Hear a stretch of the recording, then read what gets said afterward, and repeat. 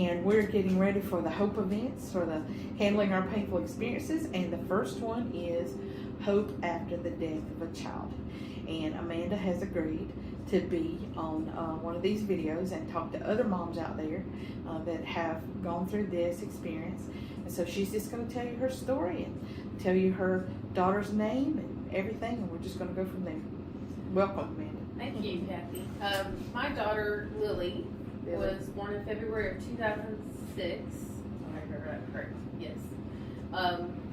She was autistic. She was on the spectrum. She was high functioning. When she was 12, she started having grand mal seizures. So at least 1 or 2 a month. We tried to get them under control. And now, was it from the autism, or no, was it they something never. different? They couldn't tell what it was from. When she had plenty of MRIs and never really did figure out what it was from. In the back of my mind, after she had that first seizure, I was there when it happened. And you work in the medical field? I'm a nurse. Yeah, so you have the scrubs on. Yeah. So for you knew about all these things Yeah. medically and everything. Okay. Did that make it worse or better? Better, I think, because all my children they didn't have medical problems. They all had issues when they were born. Oh, okay. So it's kind of scary and then not kind of scary. You kind of know what you're going to expect. Right. So after that first seizure, I kind of worried that I would, and not that I was going to say stuck with me the rest of my life, but I kind of figured she wasn't going to be able to take care of herself. She was going to, and I was fine with it, you know. So the seizure changed her?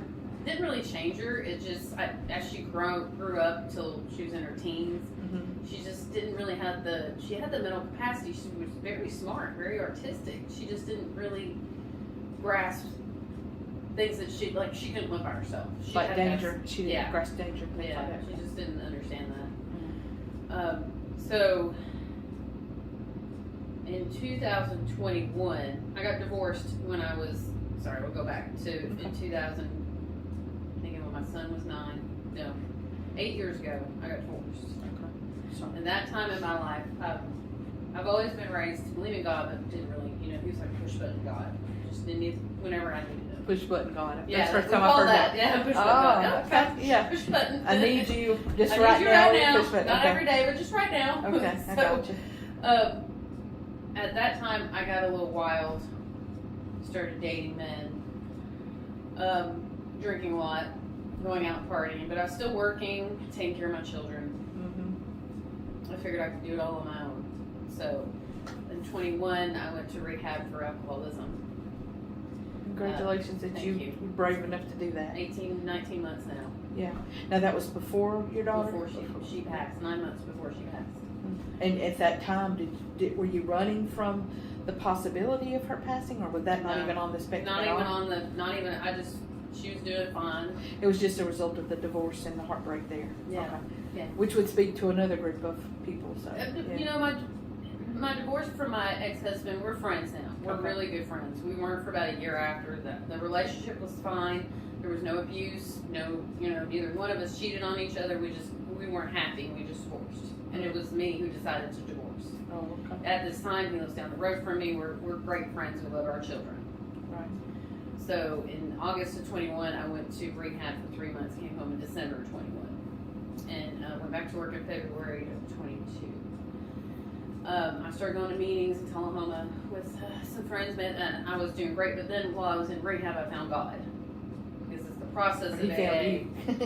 You find God, find a higher power, and I believe, not that Lily's death, but I believe I wouldn't have made it if I hadn't found God.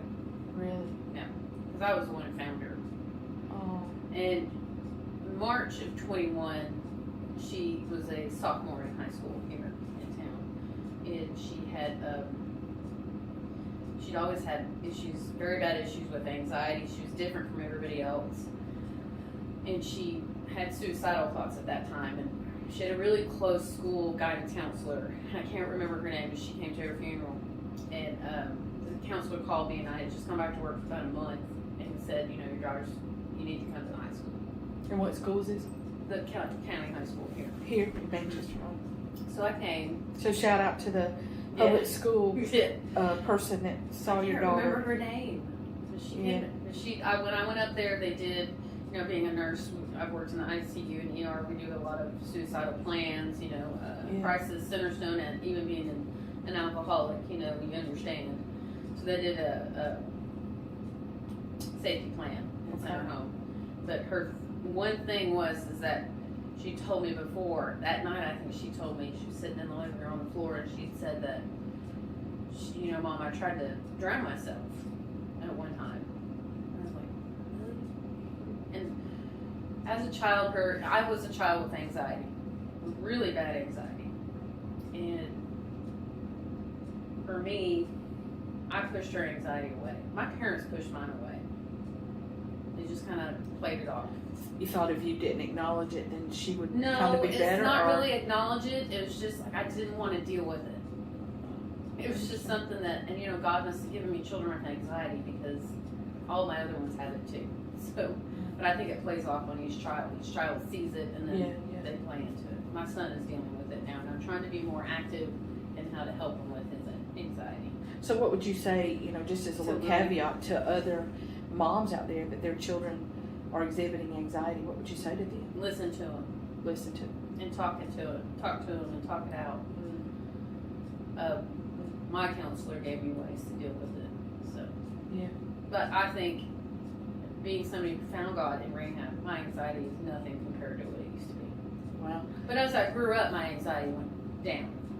But you could tell a difference between pre-God and post-God. Mm-hmm. Yeah. People need to hear that too, that, you know, because a lot of people think that God can't help an anxiety, that has to be it's not like drug-related. It's a health thing. It's more like I know God's going to take care of it. So there's a peace that comes. It's peace. Yeah, absolutely peace. And you're saying this after you lost your daughter. Mm-hmm. Wow. So that's a true testament to what God can give us. And it's just a peace that like one of the songs we sing, and understand a peace that has no understanding. I don't get it. Why? Why do I have I've this got peace? calm and chaos at that song. Yeah, that song. Every time we sang sense. that song, I was like, oh my God, I understand. Okay. Yeah. Yeah. So I went to a meeting on June 30th of last year. It was a Thursday. I'd gone to work, come home. My daughter decided to stay home. She was fine to stay home by herself for a little bit. My other two children came with me. My boyfriend at the time, that I've been together with him for a year or so, had moved in May. So he's a great help to me. Great, awesome help. And he loved my children, even though he hadn't known them that long. It broke his heart when Lily died. I called him, he worked in Nashville. I called him and I said, this, and this, and he came running home. So I came home, it was about 8:30. He had a dog there that he was watching. So we have a dog now, but we didn't at the time. So I took the dog outside, then I was going to go shower, get a little snack, and go to bed. Yeah. Because I'd be up early the next day. Well, I went to go take a shower, and there was no water pressure, and the water was cold. She loved to take baths. She loved the hot water. She'd use all my hot water, just every single drop of it. I'm in the shower. Lily, what are you doing? Get out of the shower. Watch real quick. Get out of the shower. Wrap myself up. At that time, I had glasses on. I couldn't see. I took my glasses off. Wrapped myself in a towel. She was in the other bathroom. We have two bathrooms. And there was water pouring out from underneath the door. And I thought, this is not good. And the door was locked. So we had a key above the door. So I grabbed a little key and opened it. And I still didn't have my glasses on. And she was underneath. The water was still pouring. And she was underneath. Oh, man. I'm so sorry, honey. I tried to pull her out, but she was over 200 pounds and 5'4", 5'5". There was no way to pull her out, and I already knew she was gone. So was that her choice, or was it a seizure? I don't think so. They said I think she had a seizure. It'd been a while since she had one, because I don't think, and from what the coroner said when he came to the house, you know, because we had cops there, they had to make sure it wasn't, that somebody had tried to hurt her. Right. And that, so he says it's really hard to hang yourself and drown yourself. Yes, it's true. So he says, I don't think she tried to. I think she had a seizure. And you can't tell if somebody's had a seizure. So how ironic was that for you that she had just told you before that? I know. That she had like 3 or 4 months before. Did she say she tried to drown herself, or she dreamed about it? No, she tried to. She tried to. Yeah. And I thought about that now, and I think I don't know. The coroner he made me feel better, and I was like, okay, well, maybe not. I still think she's in heaven. She's with Jesus. She didn't believe in God. Yes, She didn't believe in God, so she's probably up there going, okay, fine, Mom. Yeah. But she was on the spectrum, so there's a difference, Wow. But the other thing I was going to mention is that night, we waited outside for hours. The whole neighborhood was there because I've been living there since 2005, so everybody knew us. All the kids were outside. I called my ex-husband. He was at the drive-in with his mom watching Top Gun, the new Top Gun movie. Oh, so this was recent? It was last June, yeah. Okay. It's almost been a year. Yeah. I knew it had been soon. I just didn't realize what the timeline was. You're so quiet at church, but I knew you had been dealing with something. Yeah. So I'm better about it now. I realized that night I laid in bed after they'd already taken her off, and my boyfriend had left to go do something. I was coming back home. My kids decided to go with their dad. Said stay with me. They just wanted to be with their dad, and he just lived down the road. I was like, okay. Mm-hmm. And I called somebody from work, said I wasn't coming, explained why. And I had to work the next day, so I laid down in bed. And You had to work the next day? Yeah, I was supposed to, yeah. Oh. But I was off for a whole week and a half, I think. Yeah. So I was laying there thinking, and I said, well, there's always a reason for something happening, and maybe this is a reason. God maybe needed her more than I needed her. Or maybe God realized that she wasn't happy. She wasn't a happy soul. Really? And there wasn't nothing I could do to make her happy. Really? And it's not something I choose to do for her. It's something that she has to do for herself. But did she have the capabilities? Was there, with the seizures and everything, was there a brain anomaly that she couldn't will herself to be happy? I know. Maybe not. She was on antidepressants. And really? I told her time and time again, if you will find God, you will be happy. She didn't want to. So. Why do you think she had an opposition to a relationship with him? I don't think she believed in him. And I never really, I didn't go to church at her age. We did a couple times, but nothing, my parents didn't, it's not like they didn't believe in God. We just weren't, we didn't go to church. So, for her, she would go if something, like her old babysitter would go on a Sunday and I was working. She didn't like it, but her dad is big. I'm not going to say he doesn't believe in God either, but his mother does. So, yeah. So how have you been this year? Oh, good. I walked through it and she got her headstone recently. She's buried out at Rose Hill between Manchester and Tullahoma. Yeah. Next to my ex-husband's father. Right. He's buried out there. Yeah. So, I think about her every day, but it's nothing. It's just for me. I think I grieve different than because my dad passed away 5 or 6 years ago. My mom says you just didn't grieve correctly. I'm like, well, everybody grieves differently. Yeah, what is correctly, right? What is correctly? She thinks I was drinking because of the death of my father, and I'm like, no. Mm.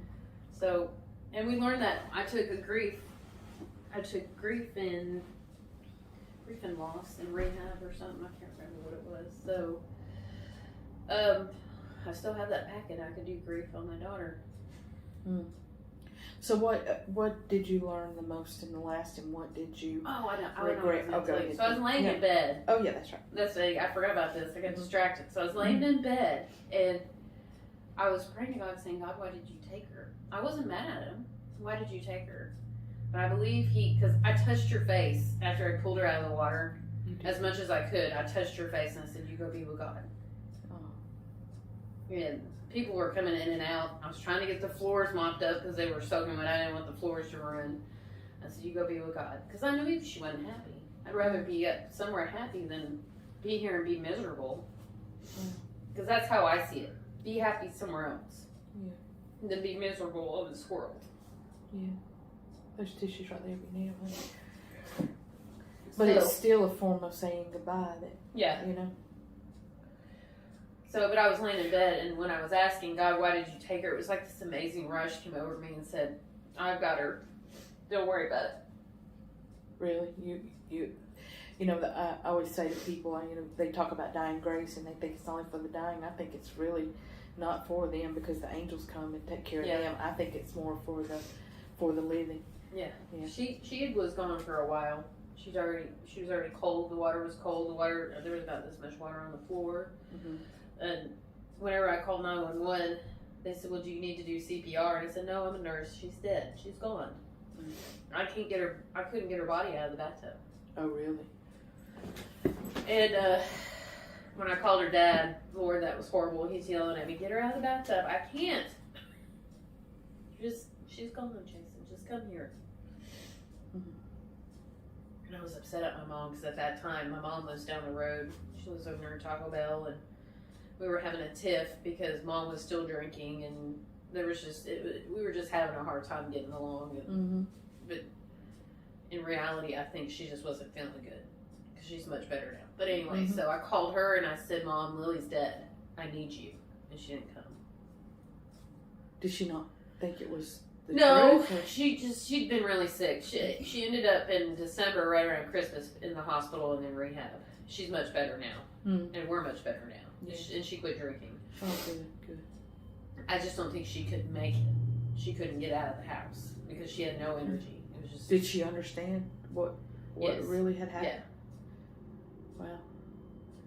So have you been able to have a conversation with yeah. her about? Yeah. We talk about it all the time. Oh, okay. And then my mom had still been, for her grieving process and my grieving process are totally different. She, Right. what I call wallers in it. I can't waller. We're going to accept it and we're going to move on. Well, do you think it has anything to do? We do temperament assessment here, so some of it's temperament. But do you think it has anything to do with you being a nurse and being exposed to? Yeah, life and death. Yeah. Yeah, I think it does. Yeah. Because I've seen a lot of people die. Yeah. Working in an ICU and ER, I've seen children die. I've seen older adults die. I've seen middle-aged people my age die. Mm. It's just, that's part of life, and it happens. Yeah. And you just. Yeah. Wow, that's an amazing story. So where are you now, and how did you end up at Manchester First? And now we're friends. We're in the same choir and all this good stuff. I was asked by Renee because we worked together. Oh yeah. Yeah. She Shout out to people who would just ask. She's been asking me for a long time, and this is another God moment, okay? Because I have plenty of those. Yeah. I was working one day with her, and she's a nurse anesthetist. I'm a nurse in the surgical. And we were doing a procedure together. And she goes, Amanda, you should really sing with us at choir. And I'm like, no. This is March of last year. Mm-hmm. End of February, early March. No. And one of my good friends, Tony, shout out to Tony. Mm-hmm. She was my recovery nurse. So I was with the patient taking her out to recovery. Mm-hmm. And for some reason, God told her to ask the same thing. Said, you need to ask Amanda to be in choir with Renee. So God's been chasing you. Yeah. Yeah. Well, at that point, I already knew about God. Yeah. God was in my life. Yeah. So, this was 2 or 3 months before Lily passed. Right. And Todd came and sang at her funeral. He said, what can I do for you? I came to church the Sunday after she passed, and Renee had told Todd. Oh. And Todd came, and he said, what can I do? And I said, can you sing at her funeral? Shout out to just normal, everyday people Yeah. who are willing to love somebody along the way. And all my AA buddies came, and all my coworkers came to her funeral, and she had a friend there that was bawling her eyes out. And I said, honey, she's in a better place. She didn't have a lot of friends, but she had that one from kindergarten that she'd known for a long time that treated her, just like any other person. Right. Like you should be treated. Right. And just, she came to her funeral, and I saw her, and I was like, there was another girl that came that had asked about her. She was with her mom. I don't remember what her name was. And she said something. I said, were you friends with Lily? Because this happened during summer break. Right. She would have been a junior this year. I'm telling you, that girl was smart and so artistic. I'll have to send you some pictures of her. Please do, her so drawings. we can attach it to the video. I've got, and then I'll have to send you a picture of her grave, because Okay. we spent a lot of money on it, and it's got pictures of all of us and her. She didn't have many pictures of her because she didn't like her pictures taken. Mhm. And then it's got a picture of one of her art that she drew. Their dad had a tattoo put on her arm, on his arm. Yeah. Right after she died, he did that. Yeah. She got an artiste from me, and the girl couldn't sing. She could or No. Oh. She liked musicals, pizza. She was very girly as a young girl. Then growing up, she turned more boyish. Mm-hmm. loved to take baths. She loved to stay home. She's very funny, very sarcastic. And she just, when I was in rehab, she stayed with my mom. And her and mom got to know each other better. My mom. And I remember calling, going, "Oh Lord, they're fighting. Okay, yeah, it's gonna be okay, Mom. I'm going home in a couple months." A couple months. We're not gonna drink. I'm sorry. So you and your mom, you keep each other straight then, huh? We tried. You know, I wish Mom would come to church. I've been trying to get her to come to church. So she's going to hear this now. Yeah. Your well, mom. I think I'm going to have her come to that because she's a grandmother. Oh, yeah. Come to the Hope thing. Yeah, well, this will be on YouTube. Yeah, that's fine. I'll say, Mom, we need you to come to church. Yeah, come to church, Mom.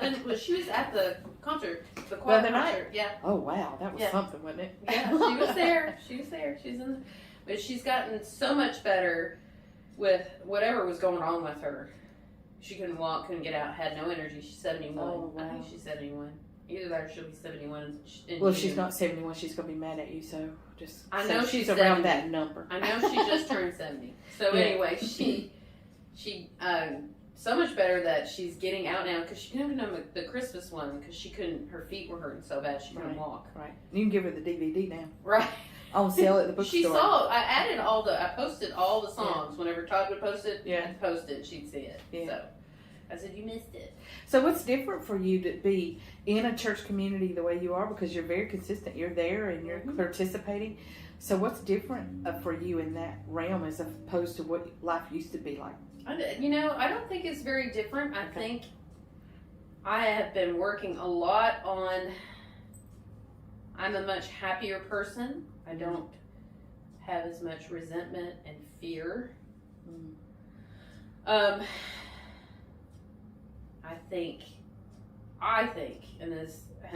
I think everybody should do the 12 steps of AA. Find a higher power and let your higher power just let him guide you where you need to go.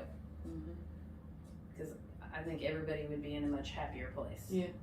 How does this affect your nursing?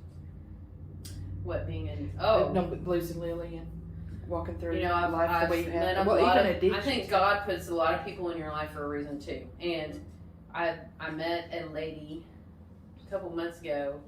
I was taking care of her, and one of the gentlemen I work with, he's a nurse too, had walked up, knew the lady, and said, "How are you doing?" And they were the same age, they're in their 60s. Then she started crying because she lost a child, and Mike knew I had lost a child too. And he looked at me, and he goes, "I'm so sorry." I go, "It's okay." So after that, I comforted her and said, "I've lost a child too, so I know how that feels." So when we have this event, there's going to be other people like you that are coming together in one place. How do you feel about that kind of community for people that have lost a child? As a working alcoholic who has a community of alcoholics around her, it's the best thing for them. Yeah, because to understand each other. Yeah. To understand them and to be able to ask a question to them, what did you do in this situation? Right. And so if you're there that night, I would probably say, I would probably get you to stand up and say, you won't be on the panel because it's already populated, but, this is Amanda and her story's out there and with Lily, and so they can go to the YouTube channel and see it. Well, that's fine. And they'll be free to share with anybody. And,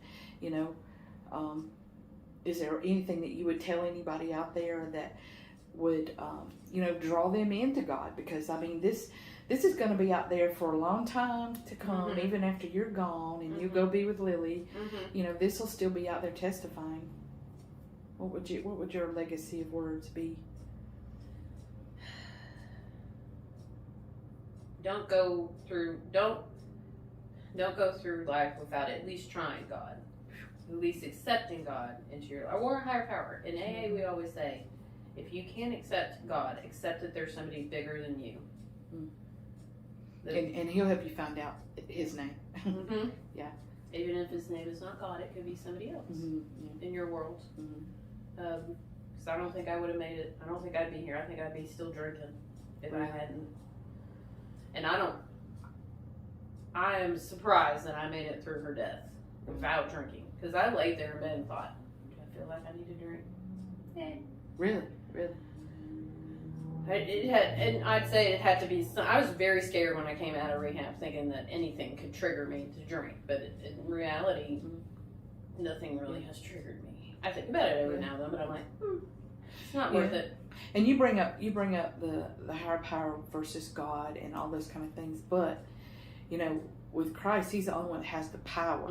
So it does matter who is your higher power. So how did you distinguish between the real Christ and maybe just a higher power or just a title of a higher power? Well, what was it like for you?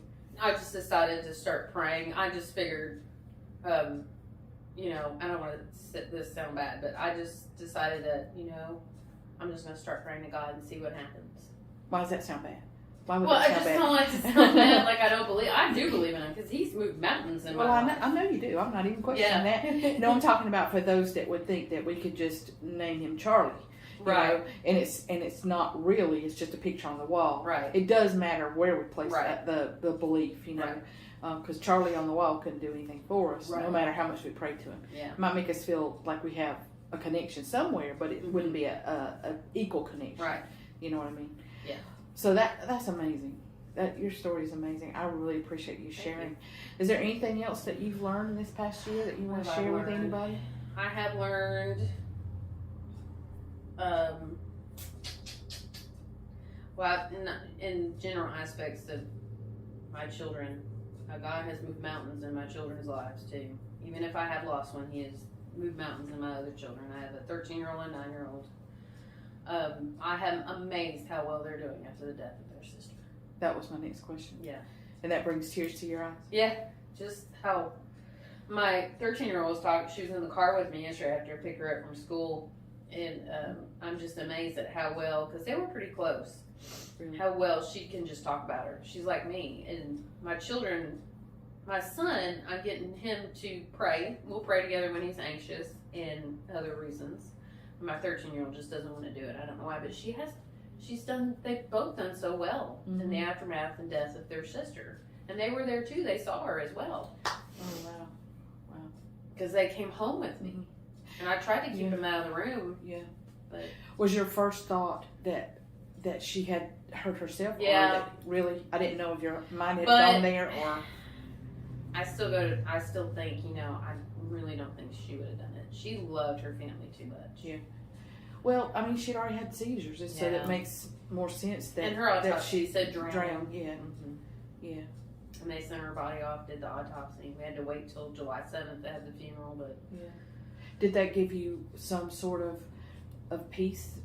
It was like September before I got her autopsy back. That's how long it took. But yeah, my peace came from God. Yeah. He said, "I've got her. It's okay. I've got her." And I still believe that He wanted her. He needed her, not wanted her, but needed her more than I did, and that she's happier where she's at. Yeah. Yeah.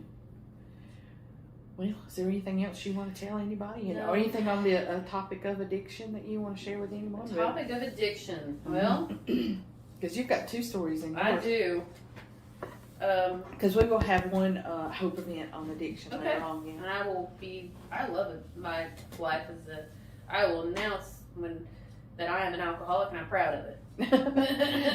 Yeah, I got you. I wouldn't be here and I wouldn't be in this world unless. Well, it was there in rehab that God finally cornered you. Well, I think He's been talking to me. Though. Yeah. You weren't listening, baby. When you lit it back, I think You've been talking to me. Yeah. So, and then He got your attention there. He did. Yeah. And then it wasn't until October when I thought, okay, we've got to. And I had a lot of friends sending me stuff through the mail from work that were very religious, and they would send stuff. And one of my friends would write to me. I would still work with her. Were you mad at him, or were you glad? No, not really mad. Just tell us so that we will know when to not push too far. Yeah. No, I wasn't really mad. They were just talking to me, They were loving you. Yeah, it was fun, It shows friends that, we're there for you. One friend would send me cards. Another friend would write. But I think I have a better life with God in my life. And I love the church I go to. So everybody's been so kind. Yeah. Just so absolutely kind. A lot of people in AA, when they start out in the world of religion, they have they judge the religious people too much. I think that they think that Oh, it's vice versa. Yeah. We all judge too much, yeah. Yeah. And I'm trying not to judge. That's one of the things I have to learn is not to judge. You know, I have a lot of character defects that I have to watch, and one of them is mainly fear of rejection. And that turns me into my resentments, and then my resentments can turn me into a hateful person and start drinking again. So I have to Yeah, so you need to deal with rejection right off the bat. Yeah, I have to remember I am who I am. And what I was talking to my sponsor about more recently was, what's the word? Authenticity. Being your authentic you and not trying to be somebody you're not. Yeah. Well, speaking of authenticity, when we were practicing one night and we were doing that very song, I think it was that one. I've got joy in chaos. Uh-huh. I saw you sitting out there instead of being up, I smiled at you, but I don't think you saw me. I saw you. But I was thinking there must be something. Was it that song or was it a different song? It was. There was something about it, and I was like, "What? Is she okay?" I went to the bathroom and I went on to listen. Oh, see, I was wondering. Oh, which song was it? Oh, I know what it was. It was the Commission. Yes. Yeah. Until then. Mm-hmm. And I love that. I loved all those songs. Yeah. And I, recently back in the fall, I hadn't really listened to Christian music, and I have become a lover of it, which is fine with me. A lover of Christian music, and some of my friends at work were like, "Why are you listening to Christian music?" I'm like, "Hey, don't hate on it." And then they change it to 101.5, and they're playing some Christian music, okay? Yeah. So listen, I heard two today at work, and I was like, "Did you put on whatever the channel I like to listen to?" And they're like, "No." I'm like, well, 101.5 is playing Christian music. Oh, really? Yeah. Well, that song, The Commission, is going to be our theme for all the Hope events. Oh, it's going to be at the very end. And so when we have this one for the Hope After the Death of a Child, I'm going to try to have candles that we use at Christmas. And I want everybody to bring a picture of their child if they can. And we're just going to have a time of, just speaking their name, having a candle, and just being there together and, just letting that song play. Yeah. So that, if there's people want to huddle up and encourage each other, they can do that. And, and I think it's a good process for parents that have lost a child you have to accept it. That's one of the things in AA that we learn is to accept it. And I don't want to say waller, but don't just accept it. Love them from far above and know you'll see her again. Yeah, and just move on. You can't waller in it, because if not, your life's going to be terrible. Yeah. Or not terrible, it's just don't let it hurt you much. It's really hard to say that when it comes to, but everybody that has come in for an interview, they've had to make that choice to not waller. There's nothing I can do about it. Yeah. It is what it's happened. Yeah. You can't change it. I can't change the past. I can't go back and change it, but I do believe that God caught me at the right time and said, you need to get better before this happens. Yes. And you can honor her life by the way you live out the rest of your life. Yeah. And she got to see me better. Because she was there a couple days before I left. Her and Mom were there. I was supposed to go back to work in September. It was September 15th. Or no, it was the 13th. I'd been sick with COVID. And it was drinking every day. Drinking. And couldn't sleep. My anxiety was full force. I was in panic attacks. But what was going on was that I had drank so much that I couldn't. If you understand in addiction, we can go more into it later. But it was like I was hand wringing and pacing. That's what happens when you drink too much, way too much. You just can't. Your brain is just, and it was just constant. I knew I was gonna have a seizure. Oh, really? Yeah. But so you had gotten to that level. I got literally to that point. And women alcoholics, they go downhill faster than male. Wow. So. But she got to see you well. She was there when my mom threw my alcohol out and said, you need to go to rehab. So your mom, she was drinking too at the time, but she threw your alcohol out. But she said she wasn't as bad. And maybe so. But she had the wherewithal to throw it out. But she wasn't as bad as I was at that point. Yeah. So she threw it out. My daughter stayed home from school, and they took me to the ER. So she saw me at my worst, and then saw me when I came home from rehab until June, until she passed. Do you remember any words she said to you during that time when she saw you that way? No, I don't. When I was really bad. Did it increase her anxiety, or was she? Well, yeah. Lily, she was worried.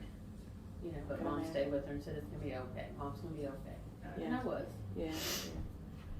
All right. Well, I'm going to close in prayer. So how can I pray for you? as we get ready to close. Thank you for being so brave. You're welcome. However you want to, Kathy. You sure? Yeah, I have no requests. Okay. All right. Let me pray. Dear Heavenly Father, Lord, I just thank you that Amanda has come here today and that she's been brave and to tell us about Lily. Thank you, Lord, for the tender-hearted way that she's been able to talk about her daughter and how she held her face, Father. And Lord, I know that you are holding her face now, Lord, and she's happy and she's well. And Lord, that is so hard for people to understand that don't have a relationship with you because they don't see anything in light of heaven.